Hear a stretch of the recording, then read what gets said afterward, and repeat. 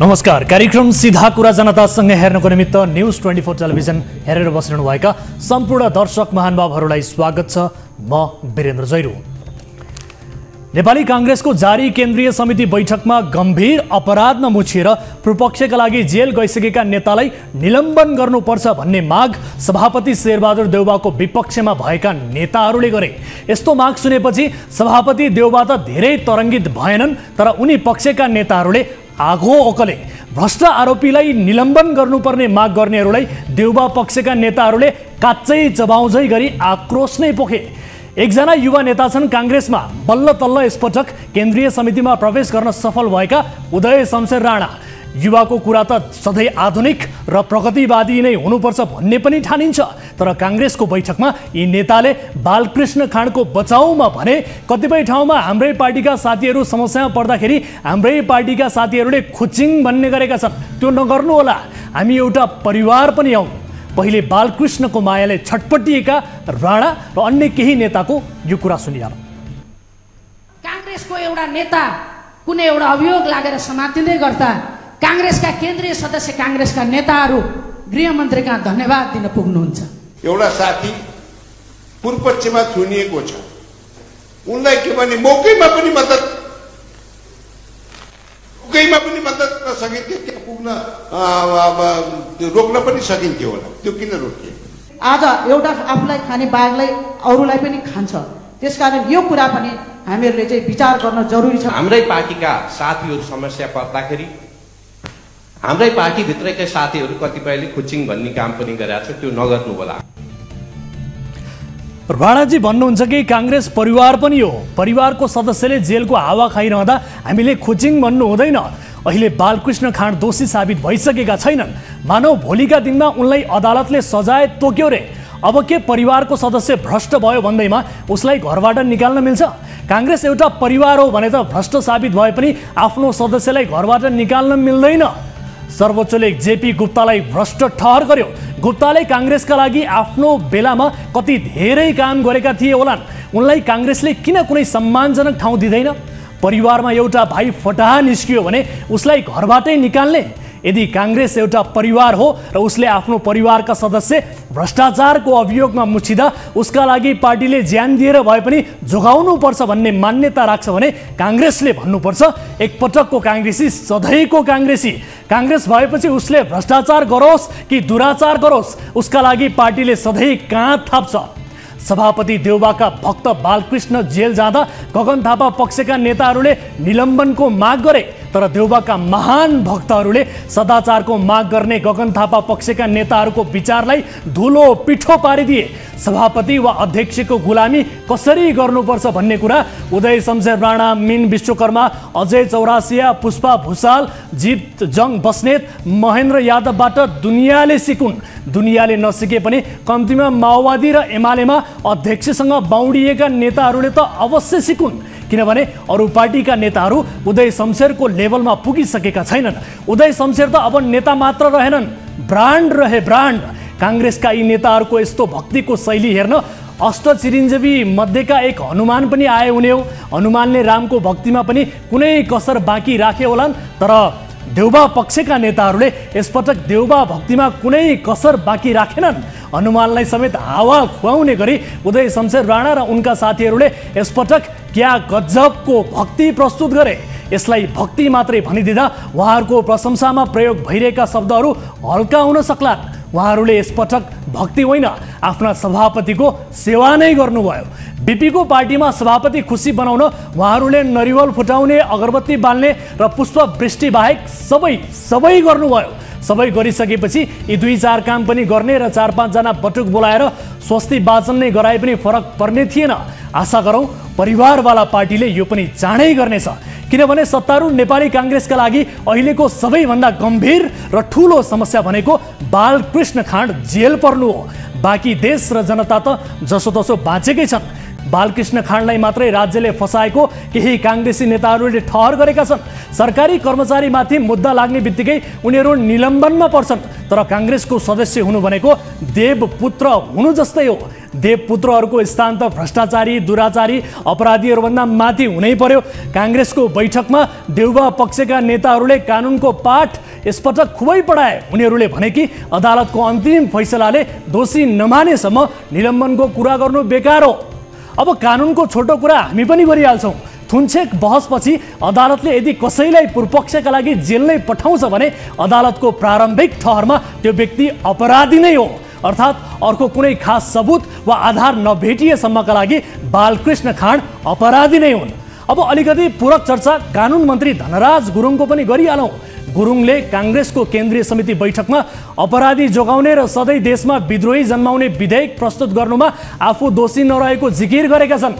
उनले आफूलाई सरकारको भरिया मात्रै रहेको बताउँदै विधेयकमा भएका खराब बुँदाहरू हटाउन सकिने जवाफ पनि दिएका छन्। कानुन मन्त्रीले आफ्नै टेबुलबाट आफैले पास गरेर संसद पुर्याएको विधेयकमा घुस छ कि चामल छ मलाई थाहा छैन, म त भरिया मात्रै हुँ भन्छन् भने हामीले सोध्नु पर्ने भयो, सुनको मालिक नभेटिए जस्तै हो त? तपाईँका मालिक पनि नभेटिने?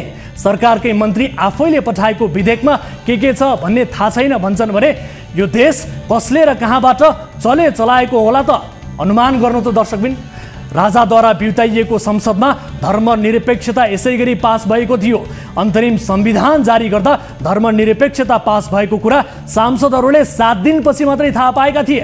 बाबुराम भट्टराई, सुभाष नेमवाङ सहितका केही चतुर नेताहरूले कुनै पनि आन्दोलनमा कसैले पनि नमागेको धर्मनिरपेक्षताको बुँदा खुसुक्क मिसाइदिएछन्। आफ्ना नेताले सेतोलाई कालो भन्दा कालै हो भनेर उफ्रिने सांसदहरूले भरिएको संसदमा टेबुल ठोक्ने बेला भयो भन्ने थाहा पाएपछि सबैले टेबुल ठोके।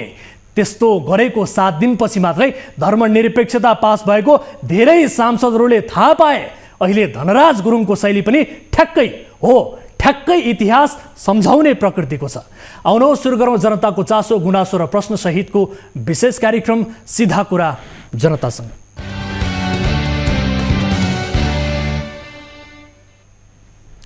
स्वागत छ दर्शक महानुभावहरू। कार्यक्रम सीधा कुरा जनतासँगको एउटा अर्को विशेष एपिसोडका साथमा उपस्थित भइसकेका छौँ र आजको कार्यक्रममा चर्चामा रहेको सुन तस्करी प्रकरणको पछिल्लो घटनाक्रम सहितको फलोअप रिपोर्ट प्रस्तुत गर्दैछौँ। यति बेला नेताहरूबीच यो प्रकरणलाई लिएर जस लिने होडबाजी चलिरहेको छ।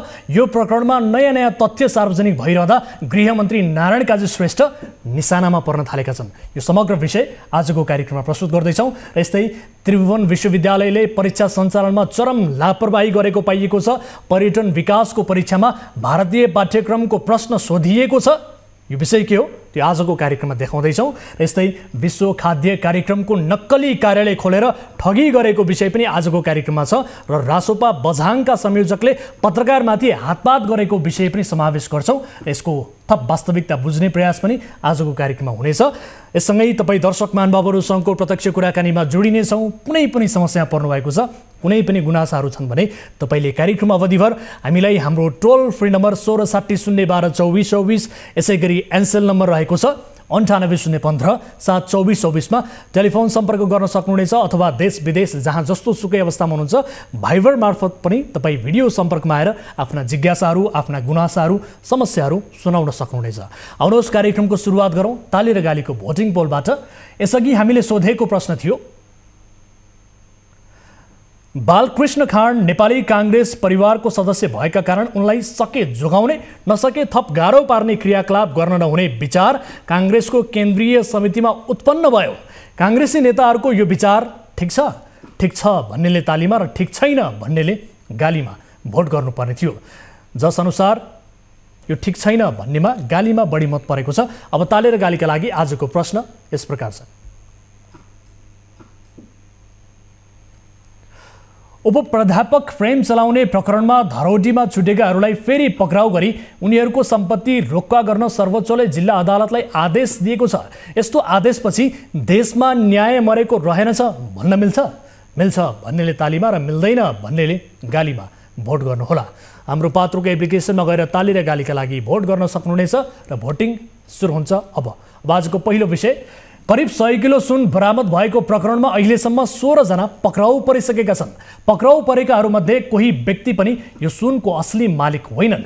100 किलो सुन किनेर नेपाल ल्याउन चान्चुने आर्थिक हैसियतले पुग्दैन। 100 किलो सुन बरामद प्रकरणमा सरकारी पक्षले जस लिन खोजिरहेको पाइएको छ। प्रतिपक्षी दलले सुनका असली मालिक खोज्नुपर्छ भनिरहेको छ।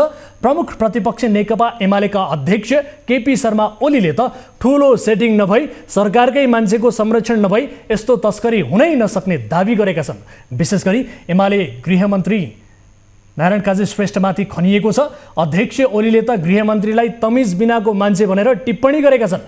100 किलो सुन प्रकरणमा खास विषयवस्तु समेटिएको यो फलोअप रिपोर्ट हेर्नुहोस्। हङकङबाट अवैध तरिकाले भित्राइएको करिब 100 किलो सुन प्रकरणका नयाँ तथ्य सार्वजनिक भइरहँदा प्रमुख प्रतिपक्षी नेकपा एमालेको निशानामा गृहमन्त्री नारायण काजी श्रेष्ठ परेका छन्। सुन प्रकरणमा गृहमन्त्री श्रेष्ठको संलग्नताको शंकादेखि असक्षमता समेत रहेको दावी गर्दै एमालेका भातृ संगठनदेखि अध्यक्ष केपी शर्मा ओलीसम्मले उनीमाथि शाब्दिक आक्रमण गरिरहेका छन्। एमालेको एक भातृ संगठनका अध्यक्षले सामाजिक सञ्जालमा गृहमन्त्रीलाई नै 100 किलो सुन तस्करीमा मुछेर स्ट्याटस लेखेका थिए। त्यसविरुद्ध गृहमन्त्रीको सचिवालय साइबर ब्युरोमा ती अध्यक्ष विरुद्ध जाहेरी दिन पुगेको थियो। साउन 3 मा 100 किलो सुन समातियो। साउन 5 मा नेकपा एमालेको राष्ट्रिय युवा संघ नेपालले काठमाडौँमा मसाल जुलुस निकालेको थियो। 1 क्विन्टल सुन प्रकरण विरुद्ध मसाल जुलुस भन्ने वाक्य लेखेर युवा संघले मसाल जुलुसको प्रचार गरिरहेको थियो। 100 किलो सुन समाएकै विरुद्ध मसाल जुलुस भन्ने अर्थ लाग्ने वाक्यमा एमालेका नेताहरूले थप व्याख्या गर्दै सेटिङका आधारमा भइरहेको सुन तस्करीका मुख्य योजनाकारहरूलाई पक्राउ गर्नुपर्ने माग राखेर मसाल जुलुस निकालिएको हो भनेका थिए। यस्तो मसाल जुलुसमा पनि गृहमन्त्री श्रेष्ठमाथि आक्रोश नै पोखिएको थियो।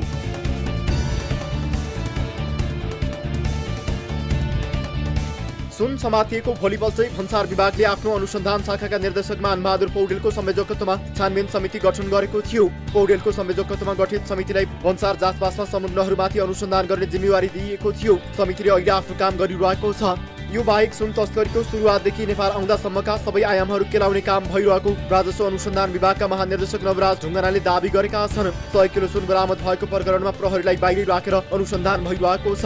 अर्थात् यो प्रकरणमा गृहमन्त्री श्रेष्ठ अन्तर्गतको प्रहरी संगठनले गर्ने अनुसन्धान प्रश्न देखिएको छैन। तर प्रतिपक्षी एमालेले राजनीतिक सेटिङ बिना यति ठूलो परिमाणमा तस्करी हुनै नसक्ने दावी गर्दै गृहमन्त्रीकै संलग्नता रहेको शंका गरिरहेको छ। कम्बोडियाबाट फर्केर सोमबार राति त्रिभुवन विमानस्थल आइपुगेका एमाले अध्यक्ष ओलीले सुन तस्करीमा गृहमन्त्रीको संलग्नता छ छैन त्यो बताउनु पर्ने उल्लेख गरे। ओलीले सानोतिनो संलग्नताबाट यति ठूलो तस्करी हुनै नसक्ने भएकाले यस प्रकरणमा जोडिएको मुख्य पात्र खोजी हुनुपर्ने बताए। गृहमन्त्रीको क्रियाकलाप गैर जिम्मेवार आफू गृहमन्त्री भएर यसको भए पनि उसको भए पनि यस्ता खालका चाहिँ गैर जिम्मेवार कुरा गरेर हिँड्ने गृहमन्त्रीले बताउनु पर्यो उहाँको संलग्नता छ छैन। यसमा सानोतिनो संलग्नताबाट त यो काम त भएको छैन होला। उहाँको चाहिँ संलग्नता छ कि छैन भने कसको संलग्नता छ, को छ यसमा? यतिकै कोर्टका गालामा काँक्राको बिहा टाँस्ने होइन। सुन बरामद भएको 2 दिनपछि गृहमन्त्री श्रेष्ठ त्रिभुवन विमानस्थलको निरीक्षण गर्न पुगेका थिए। निरीक्षणका क्रममा गृहमन्त्री श्रेष्ठले कसैको दबावमा नपरी सुन प्रकरणको छानबिन हुने बताए। त्यो बेला सञ्चारकर्मीहरूले 3 ब अर्थात् बालुवाटार, बालकोट र बुढानीलकण्ठको दबाव आयो भने के गर्नुहुन्छ भन्ने प्रश्नको जवाफमा उनले कुनै कोट, टार र पार्टीको दबावमा नपरी अनुसन्धान गर्ने बताएका थिए। मलाई यो भ्रष्टाचारको कुरा वा अपराधका कुनै घटनाका सन्दर्भमा अनुसन्धान गर्दाखेरि कुनै कोट, कुनै टार, कुनै पार्टी मलाई मतलब छैन। गृहमन्त्री श्रेष्ठको यही अभिव्यक्तिपछि नेकपा एमालेका नेताहरू उनीप्रति बढी आक्रामक भएका छन्।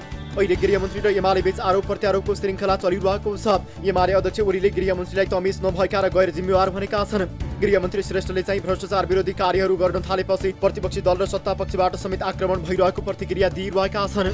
म उहाँलाई सचेत गराउन चाहन्छु, गृहमन्त्रीको हैसियतले उहाँले बोल्दाखेरि तरिका पुर्याएर बोल्नुपर्छ। बदतमिज हुनु एउटा कुरा हो, तर यो त बदतमिजीको मात्र होइन, गैर जिम्मेवार हद भयो। जथाभावी बोल्ने गृहमन्त्री भएर अलिकति राजनीतिक क्षेत्रका नेताहरू दोषी देखे, अपराधी देखिए, कारबाहीको लागि नियन्त्रणको प्रक्रिया लियो, मुद्दा चलाइयो भने राजनीतिक पार्टीका नेताहरू कराउन थाले। यो त भएन नि भनेर। जासुस पाल्न वर्षको 1.25 अर्ब खर्च, सूचना दिन्छन् अरू नै कसैले, जस लिन्छन् अर्थमन्त्री। अपराध नियन्त्रण तथा राष्ट्रिय सुरक्षाका लागि सूचना सङ्कलन गर्न राज्यले राष्ट्रिय अनुसन्धान विभाग राखेको छ। विभागमा संयौं कर्मचारी छन्। केही अघिको आँकडा अनुसार विभागका लागि राज्यले वर्षको 16 अर्बभन्दा बढी खर्च पनि गर्दै आएको छ।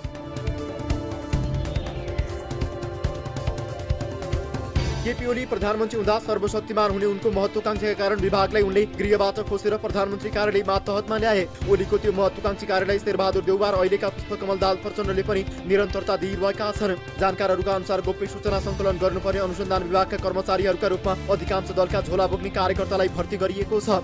उनीहरूले पत्रपत्रिकामा छापिएका समाचारहरूको कटिङ सङ्कलन गर्छन्। तर तिनैका लागि राज्यले वर्षको करोडौँ रुपियाँ खर्च गर्दै आएको छ। अर्थमन्त्री डाक्टर प्रकाश शरण महतले बजेटमा तस्करी विरुद्ध गोप्य सूचना दिनेलाई बरामद भएको वस्तुको मूल्यको 10% कमिसन दिने व्यवस्था भी उठाए। त्यही कमिसनको लोभमा अहिलेको सुन बरामद भएको हो। एकातिर गोप्य सूचनाकै लागि राज्यले संयौं कर्मचारीलाई बिना अर्थ पालेर राख्नु परेको छ, अर्कोतिर सुराकीलाई कमिसनका लागि 10% बेग्लै लिनु परिरहेको छ। तर पनि अर्थमन्त्री महत सुन बरामद हुनुमा आफ्नो नीतिगत व्यवस्था नै प्रभावकारी भएको दावी गरिरहेका छन्। राष्ट्र अनुसन्धान विभागले पक्राइ होइन सूचनाको आधार र मैले भने सूचना जसले चाहिँ सूचना दिन्छ त्यसलाई चाहिँ पुरस्कारको व्यवस्था पनि गर्नु, त्यसले चाहिँ इन्करेज गरे होइन, त्यसले चाहिँ त्यसलाई चाहिँ सहज पनि गरायो भन्ने मलाई लाग्छ। अहिलेसम्म समातिए 16 जना सुनका असली मालिक भेटिएका छैनन्। 100 किलो सुन प्रकरणमा हालसम्म 16 जना पक्राउ परेका छन्। पक्राउ पर्नेहरूमा भन्सार अधिकृत सन्तोष चन्द, खरिदार तथा जाँचकी कुमार ढकाल, एक्सरे अपरेटर सरोज श्रेष्ठ, भन्सार एजेन्ट रुक्मिला सुब्बा, भन्सार एजेन्ट सुदर्शन गौतम, भन्सार एजेन्ट यादव राजुरी, कार्गो सञ्चालक पुष्कर भट्ट, कार्गो सञ्चालक राजन श्रेष्ठ, भन्सार एजेन्ट राजेन्द्र कुमार राई, भारतीय नागरिक थोप्तेन छेरिङ, चिनिया नागरिक जेयुङ लिन, ट्याक्सी चालक अशोक राणा मगर, रेडी ट्रेडका सञ्चालक दिलीप भुजेल, सहयोगीहरू हर्को राई, थोप्पिन छेरिङ र राजकुमार भुजेल छन्। यी मध्ये कोही पनि सुनका असली मालिक होइनन्। सुन ल्याउने मुख्य व्यक्ति वा सञ्जालबारे राजस्व अनुसन्धान विभागले कुनै विषय बाहिर ल्याइसकेको छैन। दर्शकहरू, यो प्रकरणमा पछिल्लो घटनाक्रमहरू के विकसित भए त्यो सबै रिपोर्ट मार्फत देखायौँ। अब यसै विषयमा थप कुराकानी गर्नका लागि हामीले टेलिफोन सम्पर्कमा जोडेका छौँ भन्सार विभागका महानिर्देशक शोभाकान्त पौडेललाई। महानिर्देशकज्यू, स्वागत छ कार्यक्रम सिधा कुरा जनतासँगमा। हजुर, धन्यवाद। हजुर, अब करिब 100 किलो सुन बरामद भएको घटनापछि खास गरी भन्सार विभागले खास चासो र केही एक्सनहरू लिएको पनि देखिएको छ। छानबिन समिति गठन गर्नेदेखि आजै त्रिभुवन विमानस्थल भन्सार कार्यालयका प्रमुख अरुण पोखरेललाई चाहिँ हटाएको खबरसम्महरू यति बेला प्राप्त भइरहेको छ। सबैभन्दा पहिले त विभागका तर्फबाट यो प्रकरण सार्वजनिक भएका कार्यबारे छोटोमा जानकारी गराइदिनुहोस् न। होइन, यसमा अब हाम्रो भन्सार विभागले त त्यो यो जाँचपाँच प्रक्रियामा यो सुनको कुरा आइसकेपछि हामीले चाहिँ त्यहाँ रहेका हाम्रा कर्मचारी जो जाँचपाँच प्रक्रियामा संलग्न छन् ती कर्मचारीलाई निलम्बन गरिसकेका छौँ र विभागका निर्देशकको संयोजकत्वमा एउटा चाहिँ छानबिन कमिटी गठन गरेर हाम्रो प्रणालीगत सुधार गर्नुपर्ने विषय छ कि वा हामीले टेक्नोलोजीमा इन्हान्समेन्ट गर्नुपर्ने विषय छ कि भन्ने हिसाबले विभागले अध्ययन गरिरहेको छ यस विषयमा। र अलिकति अब आज नै हामीले फेरि चाइना सरकार र हङकङ स्थित हङकङ कमर्सियल कस्टम अथोरिटीलाई पनि यो विषयमा के भएको, कसरी त्यहाँबाट नेपालमा यो चाहिँ नि प्रतिबन्ध भएको चाहिँ नि यसरी सुन कसरी आइपुग्यो भनेर पनि त्यहाँ इन्फर्मेसन सेयरिङ डाटा एक्सचेन्जको काम पनि भइरहेको छ विभागमा। हजुर, के जवाब आएको छ उताबाट, कहिलेसम्म जवाब आउँछ? भर्खर आज मात्रै करेस्पोन्डेन्ट हामीले गरेका छौँ। हजुर, आज मात्रै करेस्पोन्डेन्ट गरेका छौँ। भनेको उताबाट कहिलेसम्म यसको जवाब रिप्लाई कहिलेसम्म आउँछ? अब यसको जवाब आउँछ छिट्टै आउला। अब उनीहरू अरूले दिने जवाबको विषयमा त मैले कसरी बताउन सक्छु र हाम्रो चाहिँ डाटा एक्सचेन्ज गर्ने व्यवस्था भएको भएर हामीले डाटा एक्सचेन्जको काम अगाडि बढाएको छौँ। भनेको यसअघि पनि यसरी नर्मली यो डाटा एक्सचेन्ज हुने खालको काम चाहिँ भइरहेको थियो, के थियो सर? त्यो चाइनिज सरकारसँग के अरे सबै देशहरू वर्ल्ड कस्टम अर्गनाइजेसनका सदस्य हुन्, विश्वव्यापी भन्सार सङ्गठनका सदस्य हुन् र विश्व भन्सार सङ्गठनका एक सदस्यले अर्को सदस्यलाई सूचनाहरूको आदान प्रदान गर्ने इलिसिट ट्रेड र यस्तो किसिमको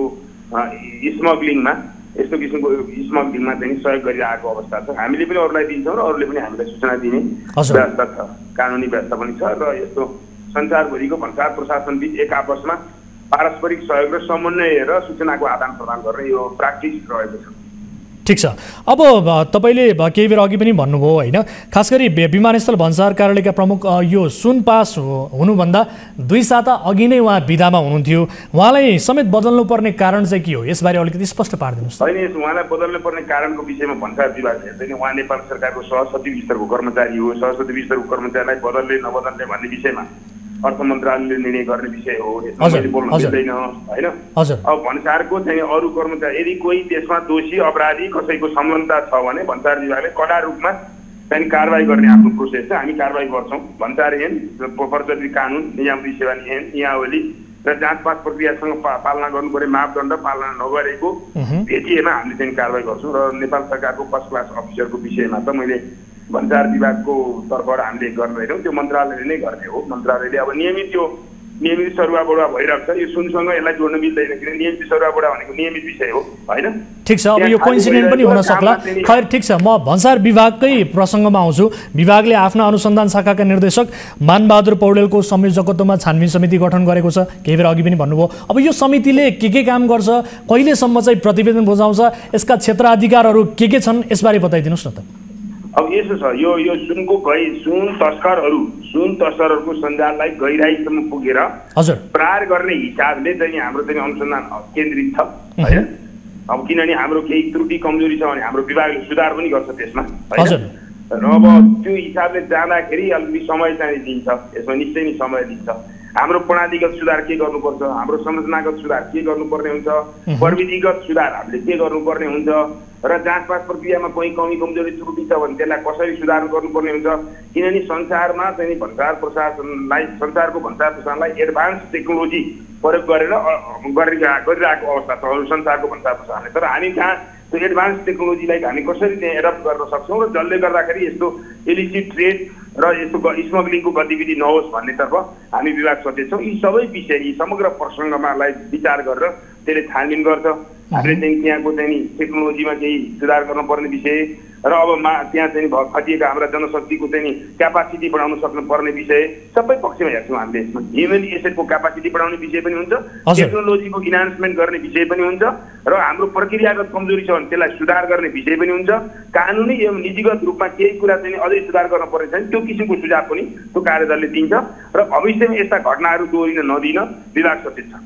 अब अहिलेको यो प्रकरणमा राजस्व अनुसन्धान विभाग र भन्सार विभागले चाहिँ आफ्नो शैलीमा अनुसन्धान गरिरहेका छन्। यी दुई निकायको अनुसन्धानमा के फरक हुन्छ, तालमेल कसरी मिलाइरहनु भएको छ तपाईँहरू? होइन, दुईटा विभाग बिच हाम्रो समन्वय छ। दुईटै विभागले हामीले समन्वयमा काम गर्छौँ। हाम्रो सबैको उद्देश्य चाहिँ नि यस्तो चोरी पैठारी नियन्त्रण गर्ने, स्मग्लिङलाई नियन्त्रण गर्ने नै हो, तस्कर उप कडा रूपमा प्रहार गर्ने हो। हाम्रो दुईटा विभागको सूचनाहरूको आदान प्रदान पनि हुन्छ, अनुसन्धानको पनि हाम्रो आफ्नो हिसाबले भन्सारको आफ्नो प्रोसिड्युर छ, त्यो प्रोसिड्युर अनुसारको अनुसन्धान हुन्छ। राजस्व अनुसन्धानको राजस्व अनुसन्धानले इन्टेलिजेन्स प्रयोग गरेर अनुसन्धान गर्ने गर्छ र भन्सार विभागले एकदम प्रोसिड्युर र हामीसँग भएको केही इन्टेलिजेन्स प्रयोग गरेर अनुसन्धान गर्ने गर्छौँ। दुईटैको उद्देश्य एउटै हो, देशमा चोरी पैठारी नहोस्, यस्तो किसिमका चाहिँ आपराधिक घटनाहरू नहुन्, जस्ता क्राइमले चाहिँ देशलाई हल्लाउन नसकोस्, देशको अर्थतन्त्रलाई हल्लाउन नसकोस् भनेर नै दुईटा विभागले काम गर्छौँ। हाम्रो एकदम क्लोज कोअर्डिनेसनमा दुईटा विभागको बिच काम हुन्छ। ठिक छ, अब विदेशबाट चाहिँ खास गरी नेपाल आउँदा यात्रुहरूले लगाएका चुरा औँठी मोबाइल आदिमा चाहिँ कर तिर्नुपर्छ भनेर कडी गडाउ गरिन्छ, तर 100 किलो सुन चाहिँ यति सजिलै कसरी पास भयो त भनेर यति बेला जनस्तरबाट व्यापक प्रश्न उब्जिरहेको छ। यसमा तपाईँको जवाब के छ? होइन, अपराधका विभिन्न शैली तौर तरिकाहरू हुन्छन् होइन। अपराधीहरूले तस्करहरूले नयाँ नयाँ शैली तौर तरिकाहरू प्रयोग गर्छन् होइन। अब के नयाँ शैली र प्रयोग तरिका उप चाहिँ विभागले त्यही किसिमले चाहिँ आफ्नो स्ट्राटेजी रणनीति अप्नाउनु पर्ने हुन्छ होइन। अब यो हाम्रो दैनिक रूपमा तपाईँलाई भन्यो भने यो ठुलो परिणाममा 100 किलो अहिले समातिया छ। तर अब यो के छ भने भोलि हाम्रो विभागमा अहिले हाम्रो त्रिभुवन विमानस्थल भन्सार कार्यालयमा दैनिक जस्तो 3 केजी जस्तो सुन समातिरहेको छ, बुझ्नुभयो नि। 513 किलो यो अघिल्लो साल मात्रै हामीले चाहिँ समात्यौँ, भन्सारले नै समात्यो। अब यो ठुलो सानो घटनाहरू भइरहेका हुन्छन्। अब यो सङ्गठित रूपमा भएको एउटा चाहिँ अपराध भएको भएर अब चाहिँ यो एक किसिमले निश्चय नै हाम्रो विभागको लागि एउटा च्यालेन्जको रूपमा पनि रहेको छ। हामी यसलाई चाहिँ समाधान गर्ने हिसाबले नै जान्छौँ हामी। यो किनभने यसलाई यस्ता क्राइमहरू नहुन् भन्ने हिसाबले हामी चाहिँ तर पनि मान्छेहरूले हुन्छ नि एकदमै अचम्म मानेर यस किसिमको प्रश्न चाहिँ गरिरहेका छन्। अब यसको अलिकति प्राविधिक पक्ष चाहिँ के हुन्छ अलिकति स्पष्ट रूपमा भनिदिनुहोस् त। एक्सरेले चाहिँ साना अपराधहरू भनेको पर्सनल व्यक्तिविषय हुनसक्छ। यो अपराध भनेको हङकङदेखि सुरु भएर नेपालदेखि इन्डियासम्म जोडिने अपराध भएको भएर होइन यो अपराधको डिग्री चाहिँ ठुलो छ। निश्चय नै तपाईँको कुरासँग म एग्री छु होइन, यो अपराधको डिग्री ठुलो छ। तर अब चाहिँ के छ नि सानातिना चाहिँ क्राइमहरू पनि भएका छन्, ठुला क्राइमहरू पनि भएका छन्। अब यी चाहिँ हामीले सानामा मात्रै होइन ठुलामा मात्रै पनि होइन। विभागले यस्तो घटना नहुने गरी नै एकदम हामीले के अरे भोलि आगामी दिनमा यसको लागि अपनाउनु पर्ने रणनीतिबारे स्पष्ट रूपमा कार्ययोजना बनाएर हामी चाहिँ अगाडि बढ्ने हो। अब यसबाट हामीले एउटा लेसन लर्न सिक्ने हो, एउटा अनुभव दिने मात्रै हो। ठिक छ, यो क्राइम नै हो, यो चाहिँ अक्षम्य छ र यो अपराध नै हो र यसमा तस्कर उप चाहिँ विभागले सानो ठुलो दुवैमा विभागले प्रहार गर्छ। ठिक छ, मेरो अन्तिम प्रश्न यहाँलाई के हो भने खास गरी तलदेखि माथिसम्म चाहिँ सेटिङ नभएसम्म यति ठुलो तस्करी असम्भव छैन भनेर प्रधानमन्त्री समेतले भनिसक्नु भएको कुरा केही नेताहरूले प्रतिक्रिया दिइरहनु भएको छ। नेताहरूले बोलेपछि खास गरी यसको प्रभाव जनस्तरमा पनि पर्छ, फिल्डमा खटिने कर्मचारीहरूसहित पनि ती कर्मचारीहरूप्रति पनि खास गरी एउटा किसिमको धारणा चाहिँ विकसित हुन थाल्छ। अब सार्वजनिक भइरहेका यस्ता विचार र तथ्यमा चाहिँ के कति फरक हुन्छ यसबारे छोटो होइन। अब यसो जब पोलिटिकल विषयमा हामीले चाहिँ बोल्न मिल्दैन। हाम्रो डिपार्टमेन्टको केही कमी कमजोरी छ भने हामी सुधार गर्छौँ होइन।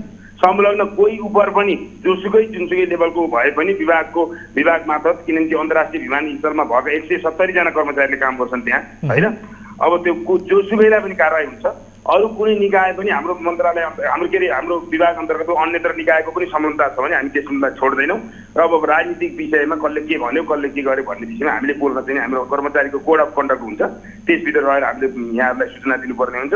हामीले बोल्न मिल्दैन, हामी तस्करलाई छोड्दैनौँ र तस्कर उप चाहिँ विभागले कडा रूपमा प्रहार गर्छ। त मैले यति भन्न चाहेँ। हस् महानिर्देशकज्यू, यो प्रकरणको हरेक सूचना हामी चाहन्छौँ। यो सूचना तपाईँले उपलब्ध गराउनु हुनेछ र तपाईँले आफ्नो ठाउँबाट जवाबदेहिता पनि भूमिका निर्वाह गर्नुहुनेछ, वहन गर्नुहुनेछ भन्ने कुरामा पनि हामी अपेक्षा गर्न चाहन्छौँ। अहिलेका लागि समय र संवादका लागि धन्यवाद। होइन, हजुरको उसको लागि धन्यवाद। र विभागले हर सम्भव यहाँहरूलाई सूचना उपलब्ध गराउनु पर्यो। हामीलाई कुनै सूचना लुकाउनु छैन। जसले अनुसन्धानमा असर गर्ने विषय बाहेक हामीले कुनै सूचना लुकाउनु छैन। हाम्रो कुनै डिपार्टमेन्टको कुनै यसमा संलग्नता पनि रहँदैन र कोही त्रिभुवन अन्तर्राष्ट्रिय विमानस्थलमा कार्यरत कोही कर्मचारीको संलग्नता छ भने त्यस उप विभागले कठोर रूपमा सजाय गर्छ। जुन मलाई मेरो कुरा राख्ने यहाँले मौका दिनुभयो यसको लागि यहाँलाई धन्यवाद। हस्, धेरै धेरै धन्यवाद। हामी एकदमै निगरानी गरिरहेका छौँ, यसको अनुसन्धानलाई लिएर हामीले फलोअप पनि गरिरहेका छौँ। आगामी दिनमा पनि यो प्रकरणका थप फलोअप रिपोर्टहरू हामी प्रस्तुत गर्ने नै छौँ। अब अर्को विषयतर्फ यहाँको ध्यान आकर्षण गराइहाल्छु। विश्वविद्यालयलाई एक अनुसन्धान केन्द्रका रूपमा विकास गरिएको हुन्छ।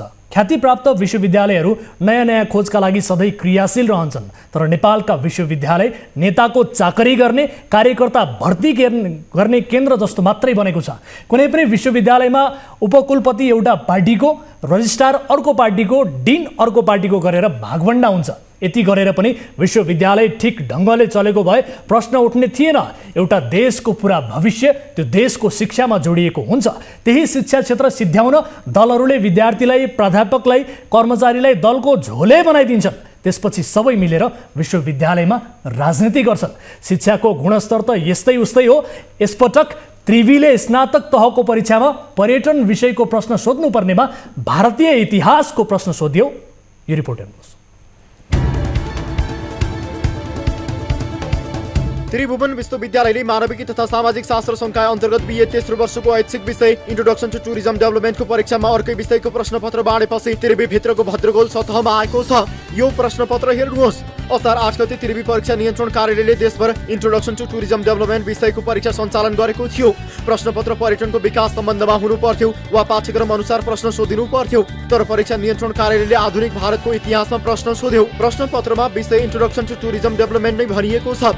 तर प्रश्नहरू चाहिँ सबै भारतीय इतिहाससँग सम्बन्धित छन्। त्रिभुवन विश्वविद्यालयभित्र व्याप्त नीतिगत भद्रगोलको बेहिसाब छ। विश्वविद्यालयका पदाधिकारीहरू दलीय भागबण्डाका आधारमा नियुक्त हुने गर्छन्। दलको भर्ती केन्द्र जस्तो बनाइएका नेपालका विश्वविद्यालयमा नीतिगत सुधारको कुरा त परको कुरा, चान्चुने नियमित काम पनि ढङ्गले हुन छाडेको यो एक ज्वलन्त उदाहरण बनेको भन्दै विद्यार्थी संगठनहरूले असन्तुष्टि जनाएका छन्। असार 8 गते पर्यटन विकासको परीक्षा हुनुपर्नेमा भारतीय इतिहासको प्रश्नपत्र बाँडियो।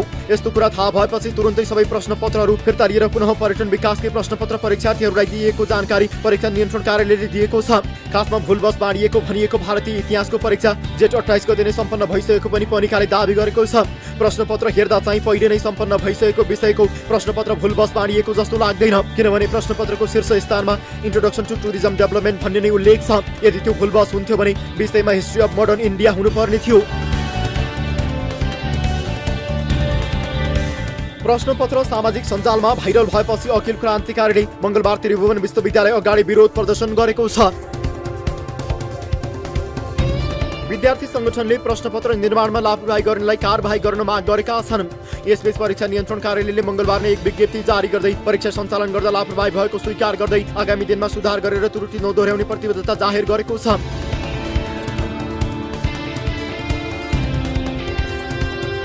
परीक्षा नियन्त्रक पुष्पराज जोशीद्वारा जारी विज्ञप्तिमा घटनाका सम्बन्धमा विस्तृत छानबिन गरी सार्वजनिक गरिने उल्लेख छ। दर्शकहरू, यो लापरवाहीका सन्दर्भमा हामीले परीक्षा नियन्त्रक पुष्पराज जोशीसँग कुराकानी गर्ने प्रयास गरेका थियौँ, तर उहाँसँग सम्पर्क हुन सकेन। खैर, त्रिवीको परीक्षामा लापरवाही भएको घटना यो पहिलो होइन। यसअघि पनि पटक पटक गम्भीर लापरवाही भएका छन्। समयमा नतिजा प्रकाशन गर्न नसकेर विद्यार्थीहरूको भविष्यमाथि गम्भीर खेलवाड गर्ने गरेको त्रिवीले नतिजा दिने बेलामा विद्यार्थीहरूलाई फेरि परीक्षा दिन बोलाएका घटना पनि छन्। यी र यस्ता लापरवाही कम गर्न सकियो भने मात्रै पनि त्रिवीको बदनामी कम हुनेछ। यसतर्फ गम्भीर रूपमा ध्यानाकर्षण होस् भन्ने हामी चाहन्छौँ। यति बेला पालो भएको छ ब्रेकको। ब्रेक पछाडि फेरि उपस्थित हुनेछौँ। विविध विषयहरू बाँकी नै छन्। अहिलेलाई छोटो ब्रेक।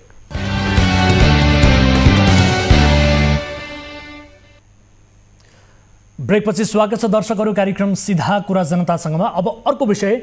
बझाङमा राष्ट्रिय स्वतन्त्र पार्टीका जिल्ला संयोजक नगेन्द्र खड्काको निर्देशनमा पत्रकारमाथि हातपात भएको घटना बाहिर आएको छ। पत्रकार महासंघ बझाङका सदस्य समेत रहेका पत्रकार सुनिल मण्डेललाई खड्काका छोरा बासु खड्काले घरबाटै सोमबार आफ्नै होटल होलिडे इनमा लगेर हातपात गरेको पत्रकार मण्डेलको दाबी छ। पत्रकारमाथि हातपात भएको घटना प्रेस स्वतन्त्रता विरोधी काम भएको भन्दै नेपाल पत्रकार महासंघ बझाङ शाखाले कारबाहीको मागसहित विज्ञप्ति जारी गरेको छ। पत्रकारमाथि हातपात गरेको आरोप लागेका खड्का पहिले नेपाली काङ्ग्रेसमा आबद्ध रहँदै विवेकशील साझामा प्रवेश गरेका थिए। केही समय पहिले साझा पार्टी त्यागी रासोपा प्रवेश गरेर जिल्ला संयोजकको भूमिका निर्वाह गर्दै आएका छन्। यो घटनापछि खड्कालाई रासोपाले निलम्बन नै गरेको बताइएको छ। यस घटनाका विषयमा थप कुराकानी गर्नका लागि हामीले टेलिफोन सम्पर्कमा जोडेका छौँ रासोपाका जिल्ला संयोजक नगेन्द्र खड्कालाई। खड्काजी, स्वागत छ कार्यक्रम सीधा कुरा जनतासँगमा। धन्यवाद। नमस्कार हजुर। हजुर, अब तपाईँ नेता हो कि अथवा तपाईँ गुन्डा हो सर? म नेता पनि होइन, गुन्डा पनि होइन, सर्वसाधारण नेपाली नागरिक हो सर। अनि पत्रकारलाई उसको कोठामै पुगेर जबरजस्ती उसलाई आफ्नो होटलमा ल्याएर तपाईँ र तपाईँको छोरा मिलेर हातपात गरेको आरोप छ। किन हातपात गर्नुभयो त? त्यो त्यहाँ प्रत्यक्षदर्शीहरू पनि छ सर। ती पत्रकार भाइले भने जस्तै तपाईँको त्यहाँ सिसिटिभीहरू पनि छ। हजुर, मैले उहाँलाई छोएको पनि छैन। तपाईँले आफ्नो छोरालाई प्रयोग गर्नुभयो? बाबुको नाम मोच्नु भयो नि सर। अनि अर्को कुरो के, मैले चाहिँ उहाँसँग होटलमा एग्रिमेन्ट गरेको पनि मेरो छोराको नाममा होटल हो। होटल व्यवसायी म पनि होइन।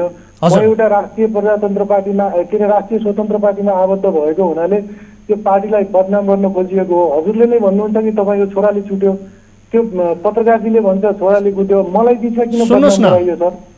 उहाँले के भन्नुभएको छ भने स्पष्ट रूपमा तपाईँले हातपात गर्नुभयो भनेर उहाँले भन्नुभएको छैन। तपाईँले चाहिँ गाली गर्नुभयो, हातपात गर्ने प्रयास गर्नुभयो, तर तपाईँको छोराले तपाईँकै अगाडि ती पत्रकारमाथि निर्ममतापूर्वक हातपात गरे भनेर उहाँको दाबी। त्यहाँ 15-20 जना अरू प्रत्यक्षदर्शी पनि छन् सर। हजुर, त्यो त अब उहाँले चाहिँ सिसिटिभीको पनि कुरा गर्नुभएको छ। सिसिटिभीको कुरा गर्ने भने पुलिस प्रशासन पनि हुनुहुन्छ।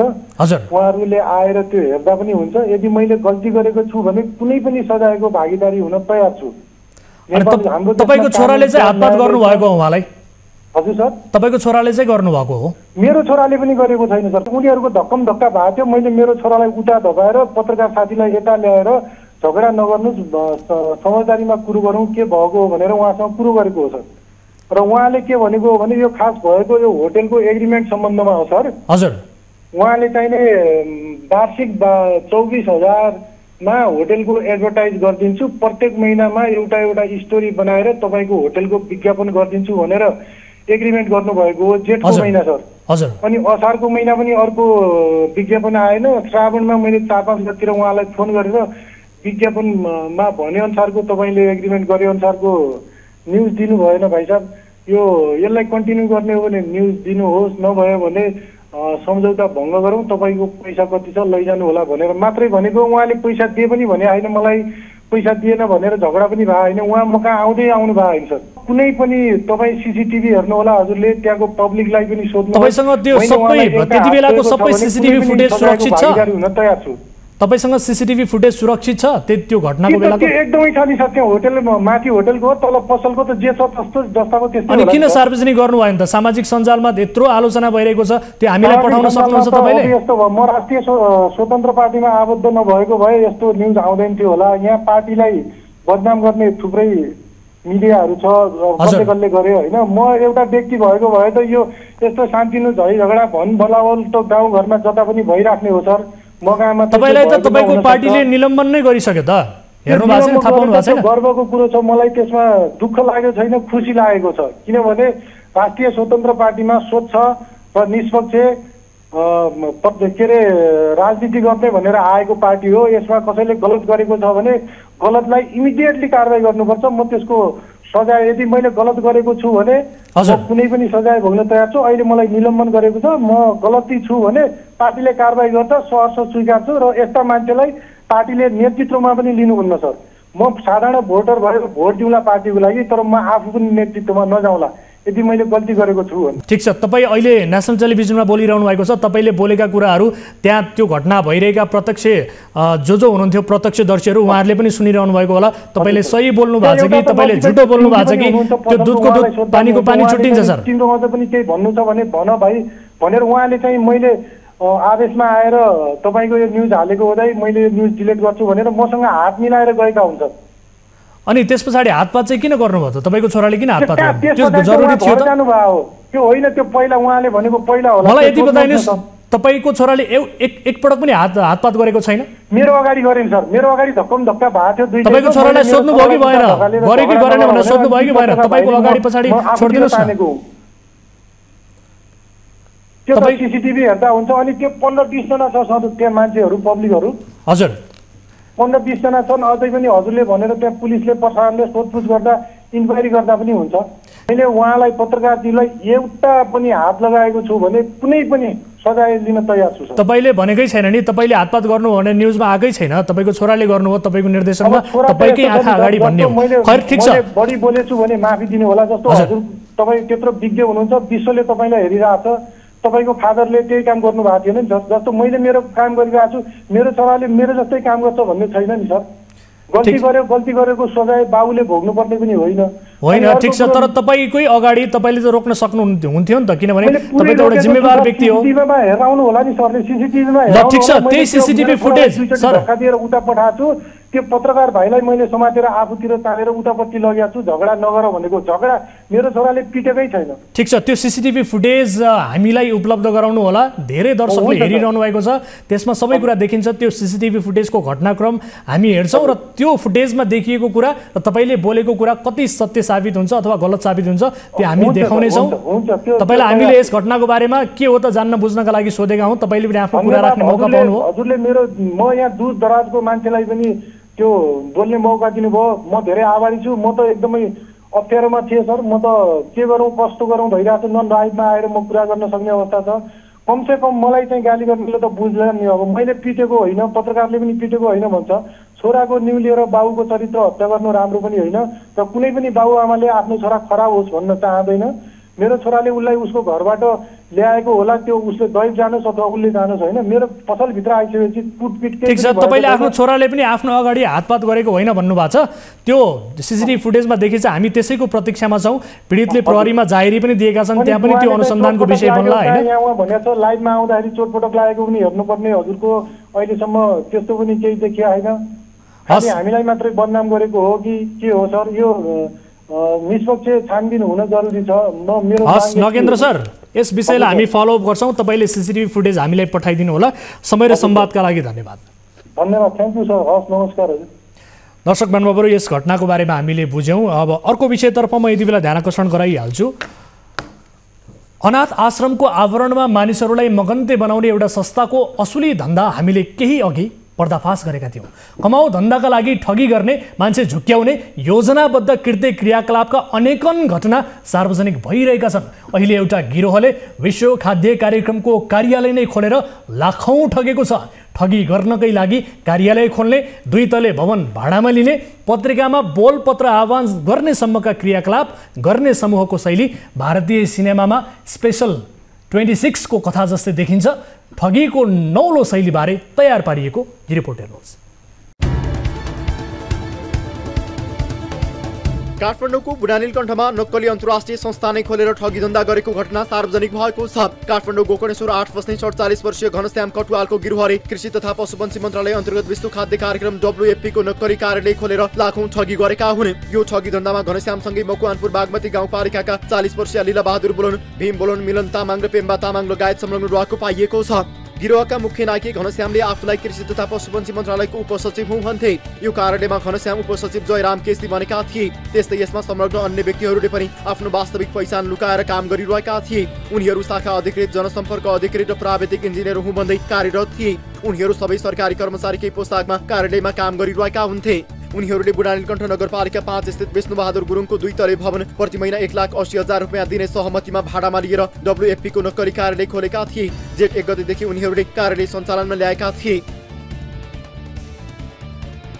ठग्नकै लागि राष्ट्रिय पत्रिकामा टेन्डर आह्वान, ठगिएकाहरू न्युज 24 को कार्यालयमा। ठगहरूको गिरोहले राष्ट्रिय दैनिक पत्रिकामा फर्निचर, खाद्यका सामग्री लगायतका लागि पनि टेन्डर आह्वान गरी ठगी गर्ने गरेको खुलेको छ। पत्रिकामा प्रकाशित विज्ञापन देखेर कम्प्युटर पसल सञ्चालन गर्ने हरिप्रसाद अर्यालले टेन्डरका लागि आवेदन दिएका थिए। नेपाल सरकार कृषि तथा पशुपन्छी मन्त्रालय अन्तर्गत राष्ट्रिय खाद्य सुरक्षा कार्यक्रम भनेर निकालिएको विज्ञापन देखेपछि सरकारी कार्यालयको विज्ञापन छानेर अर्यालले निवेदन दिएका थिए। उनको निवेदनपछि 48 लाख बराबरको बोलपत्र स्वीकृत पनि भयो।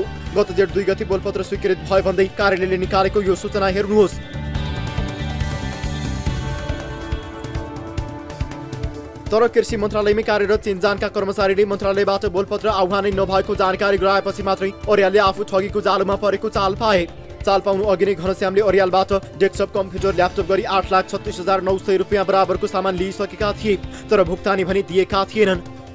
टेन्डर हाल्दाखेरि कोटेसन माग, उहाँले कोटेसन माग्नुभयो। उहाँको अफिसमै लगेर मैले कोटेसन दिएँ। 10 गते मैले कोटेसन दिएँ। 11 गते पत्रिकामा स्वीकृति भनेर आयो, बोलपत्र स्वीकृति भनेर हाल्नुभयो। त्यसपछि मलाई खरिद आदेश दिनुभयो अनि मैले 12 गते मैले सामान सप्लाई गरिदिएँ। त्यस्तै ठगीमा परेका अर्का व्यक्ति हुन् शङ्कर अर्याल। घनश्यामले उनीबाट स्कर्पियो गाडी भाडामा लिएका थिए। त्यति मात्र होइन, खाद्यान्न टेन्डरको लागि धरोटीको रूपमा 6,12,500 रुपियाँ जम्मा गर्न लगाएका थिए। म गर्दिनँ सर, मसँग पैसा छैन, अहिले म फसिरहेको छु, पैसा छैन, यो मन्दीले गर्दा पनि पैसा छैन, म गर्दिनँ भन्दाखेरि तपाईँ जति मान्छेले गरेर यताउति गरेर मिलाउनुहोस्। राम्रो छ कमाइ, राम्रो छ, मैले गर्न सक्ने सहयोग यही हो, तपाईँलाई एउटा चिनिया नाताले, विष्णुको नाताले गर्न सक्ने सहयोग हो भन्नुभयो। त्यहाँबाट मैले 5 महिनाको 9 लाख रुपियाँ गाडीको भाडा आयो। 6,12,500 हालेपछि त मैले 15,12,500 भयो। 9 छ 15 भएन। त्यसरी उहाँले चाहिँ त्यो लगाइदिनु भयो क्या। त्यो लगाउँदाखेरि अब चामल मात्रै हामीले अब मोटामोटी मैले पहिला पनि 1-2 ठाउँमा चाहिँ अलिअलि सानोतिनो काम गरेको थिएँ।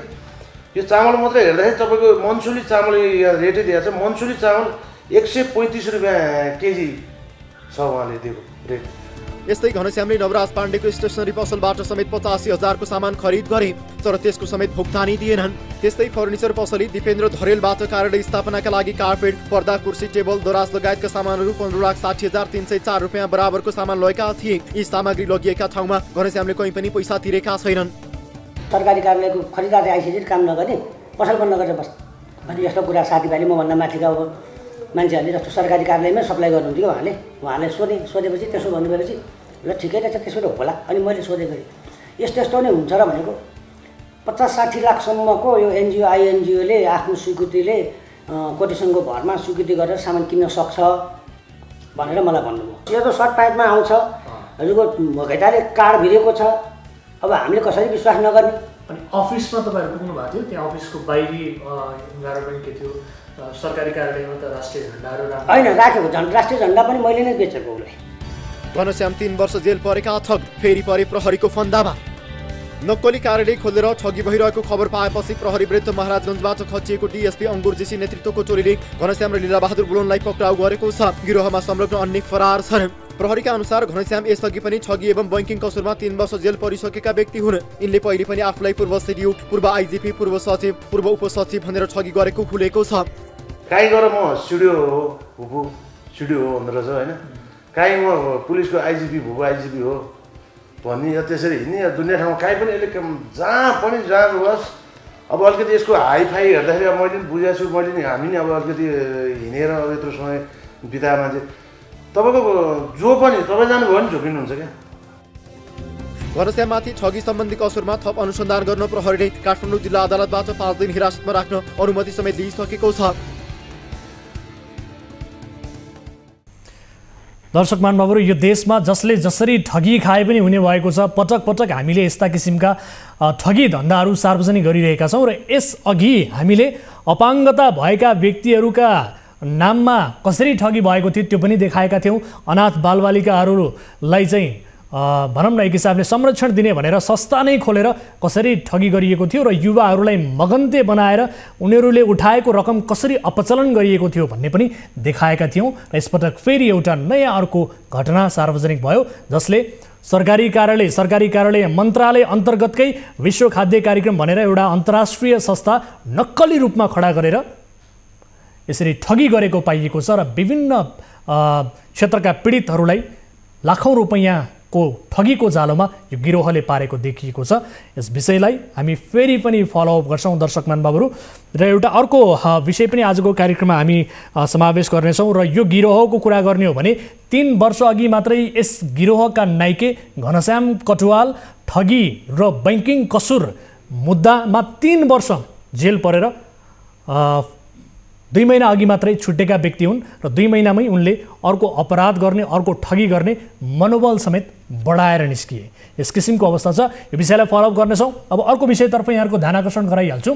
काठमाडौँको सामाखुसी क्षेत्रमा भएर बग्ने सामाखुसी खोला अतिक्रमण गर्नेहरूले खोलामाथि नै सिमेन्टका स्ल्याब राखेका छन्। यसरी खोला पूर्ण हुँदैन भनेर काठमाडौँ महानगरले केही स्ल्याब हटाइदियो। जहाँ जहाँ स्ल्याब हटाइयो त्यहाँबाट बालबालिकाहरू खोलामा खस्न सक्छन्। बाढी आउँदा स्ल्याब हटाएको ठाउँमा बालबालिका खोलामा खस्छन्। खोलाले अलिकति बगाएपछि स्ल्याब लगाएको वा भनौँ खोलालाई भूमिगत बनाइएको क्षेत्रमा जो पनि पुग्न सक्छ। यस्तो अवस्थामा कुनै पनि बालबालिकाको जीवित उद्धार गर्न सम्भव हुँदैन। काठमाडौँ महानगरको यही लापरवाहीका कारण 12 वर्षका विधान आले मगर 3 दिनदेखि बेपत्ता छन्। उनी स्ल्याब नभएको क्षेत्रबाट खोलामा खसे, त्यसपछि खोलाले बगाएर कहाँ पुर्यायो कसैलाई पनि थाहा छैन। दर्शकहरू, यस विषयमा जवाफ लिन्छौँ छोटो रूपमा। यति बेला हामीले टेलिफोन सम्पर्कमा जोडेका छौँ काठमाडौँ महानगरपालिका वडा नम्बर 3 का अध्यक्ष प्रेम थापालाई। वडा अध्यक्षज्यू, स्वागत छ कार्यक्रम सीधा कुरा जनतासँगमा। नमस्कार, धन्यवाद। हजुर, अब हिँड्ने बाटो सुरक्षित नहुँदा एक बालक सामाखुसी खोलामा बेपत्ता भए, परिवारमा यति बेला वज्रपात परेको छ। यो घटनाको जिम्मेवारी कसले लिने वडा अध्यक्षज्यू? यो सामाखुसीले पटक पटक हामीलाई बर्खायाममा दिने विपद अन्तर्गतै हो। यसमा अब हाम्रो साइडबाट भन्नु पर्दाखेरि हामीले त्यो बाटो अहिले तपाईँको चाहिँ स्ल्याब खोल्ने र सामाखुसी खोलालाई सहज रूपले चाहिँ बग्ने गरेर व्यवस्था गरिरहेका थियौँ। ठुलो पानी परेको कारणले गर्दाखेरि त्यो भाइ जुन फुटसल खेल्न अलिक हतार गरेर एकतिरबाट अर्कोतिर चाहिँ क्रस गर्न लागेर त्यो दुर्घटना भयो। अब यस्तो कुरा नहुन दिन हामी सचेत हुनु जरुरी छ। वडा अध्यक्षज्यू, स्थानीय सरकारले खास गरी अतिक्रमित खोलामाथिका अनधिकृत संरचना हटाउने काम गरेको छ, त्यो राम्रो छ, त्यो प्रशंसनीय छ। तर भत्काउने अनि नबनाउने यो खालको प्रवृत्ति पनि व्यापक रूपमा देखिएको छ। नदीतर्फको भागमा खतराको चिन्ह चाहिँ जनाउने गरी सुरक्षा सङ्केत समेत राखिएको अवस्था छैन, सुरक्षा बार पनि राखिएको छैन। सडक निर्माण गर्दाखेरि हुन सक्ने, निम्तिन सक्ने जोखिमको बारेमा त कम्तीमा आकलन गर्नुपर्ने हो नि, यो किन गरिएन? हामीले तपाईँको त्यो सम्भावित दुर्घटनालाई न्यूनीकरण गर्नको लागि त्यो जुन घटनास्थलभन्दा माथि धेरै ठाउँमा तपाईँको चाहिँ वालहरूको चाहिँ हाइट बढाउने र बारहरू बाँध्ने काम सम्पन्न गरिसकेका छौँ। त्यहाँ चाहिँ हामी भर्खरै तपाईँको त्यो स्ल्याब खोल्ने अभियानमा थियौँ। थोरै त्यसको अगाडिसम्म हामीले स्ल्याब खोली पनि सकेको थियौँ। हामीले केन्द्रीय स्तरको बजेटमा त्यो बाटोकोमा रहेको वाल बढाउने र सडकलाई पिच गर्ने अभियानमा पनि छौँ। तर अस्तिको एकदमै भयङ्कर ठुलो पानीले गर्दाखेरि ठुलो क्षति हुने गयो। तर मेरो प्रश्न के हो भने तपाईहरुले जुन यो खतराको चिन्ह जनाउने गरी चाहिँ एउटा सुरक्षाको संकेत राख्नुपर्ने थियो, यो किन राखिएन त? यो त राख्नुपर्ने हो नि। त्यस्तो जोखिमयुक्त ठाउँ तपाईको यस वर्ष योजनाबद्ध हिसाबले त्यो किलोमिटर मार्ग अन्तर्गत पर्छ रानीबेरी एरियाको। यहाँ हामीले तपाईको चाहिँ केन्द्रीय बजेट र वडाको बजेटमा भर्खरै अस्ति भर्खर हामीले खोला गइरहेर खोलालाई स्वाभाविक रूपले बग्न दिने गरेर हामीले खोलालाई फेरि गइराख्ने काम पनि तपाईँको सम्पन्न गरिसकेका थियौँ। र आगामी दिनमा हामीले बार लगाउने, त्यसलाई चाहिँ जोखिम कम गर्ने र बाटो जुन पिच भएको छैन त्यो बाटोलाई केन्द्रीय स्तरको बजेटमा पिच गराउने अभियानमा छौँ हामी। वडा अध्यक्षज्यू, वर्षौँ बितिसक्यो, सडक हिलाम्मे धुलाम्मे हुन्छ, ग्राभेल हुन्छ, फेरि भत्किन्छ। खास गरी राजधानी जस्तो ठाउँमा चाहिँ बाटो ग्राभेल कसको कारणले हुन सक्दैन? यो त बडो दुःख लाग्दो विषय भयो नि एक हिसाबले, होइन? यहाँहरूको लोकप्रिय मिडिया मार्फत हामी के भन्न चाहन्छौँ भने यो तपाईँको मेलम्ची र नेपाल विद्युत प्राधिकरणको अन्डरग्राउन्ड केबलिङको कारणले हो। उहाँहरू खनिदिने, पाइप बिछाउने र असरलाई छोड्ने। हामीले जब तपाईँको केन्द्रीय स्तरको योजना, वडा स्तरको योजना हामीले सञ्चालन गर्न लायौँ, फेरि तपाईँको त्यो योजनालाई असर गर्ने गरेर उहाँहरूले फेरि तपाईँको फेरि खनिदिने काम गर्नुहुन्छ। यही कारणले यो अलिक समन्वयको अभावले यो अहिले हामीले कष्ट झेलिरहेका छौँ। अब मैले सुरुवातमा पनि भने यी अबोध बालक बेपत्ता हुँदा यति बेला उनको परिवारमा चाहिँ वज्रपात छ, परिवारको बिचल्ली भएको छ। बालकको खोजीका लागि के गरिरहनु भएको छ र यो परिवारका लागि खास गरी तपाईँहरूले सहयोग गर्ने मामिलामा के गरिरहनु भएको छ भन्नुहोस् त? हामी घटनास्थलमा पानी पर्दाखेरि नै हामी 5 जना वडा समितिका जनप्रतिनिधिहरू घटनास्थलमा पुगेका थियौँ र तपाईँको हामीले म आफू स्वयं पनि विपद व्यवस्थापन समितिको संयोजक भएको हुनाले मैले तुरुन्त तपाईँको गर्न सक्ने तपाईँको उपायहरू अवलम्बन गरेर नेपाल प्रहरी, सशस्त्र प्रहरी, महानगरीय प्रहरी बल सबैको सहयोगमा हामीले द्रुत गतिमा उहाँको खोजी गर्ने काम गर्यौँ। तर दुःखद भन्नुपर्छ, हामीले अहिलेसम्म फेला पार्न सकेको छैन सो बालकलाई। र हामीले तपाईँको चाहिँ महानगरबाट सक्ने राहतको प्याकेजहरू तपाईँको हामीले हाम्रो प्रदेश सङ्घलाई पनि तपाईँको अनुरोध गरेर परिवारलाई अहिले तत्काल हामीले राहतको सुविधाहरू के दिन सकिन्छ भनेर भोलि नै गएर भेटेर तपाईँको हामी धेरै प्रयास गरिरहेका छौँ। अब यसभन्दा अघि पनि एकजना महिला बेपत्ता भएको विगत रहेछ, यसबारे पनि हामीलाई जानकारी प्राप्त भयो। अहिले एकजना बालक परे, अब भोलि अरू कोहीले चाहिँ यस्तै खालको नियति भोग्नुपर्ने अवस्था आउन सक्छ। यो नियति फेरि पनि अरू कसैले भोग्न नपरोस् भन्नका लागि तपाईँहरूले अपनाउने सजगता के हुन्छ अब इमिडिएटली? हामीले तपाईँको स्ल्याब खोलेर जुन खोलालाई स्वाभाविक रूपले त्यो बग्ने व्यवस्था हामीले यस वर्ष मिलाएका छौँ। हामीले ट्र्याक खोलेर तपाईँको चाहिँ साइडमा साइड ड्रेन राखेर त्यो बाटोलाई चाहिँ तपाईँको ट्र्याक रोड खोल्ने अभियानमा छौँ।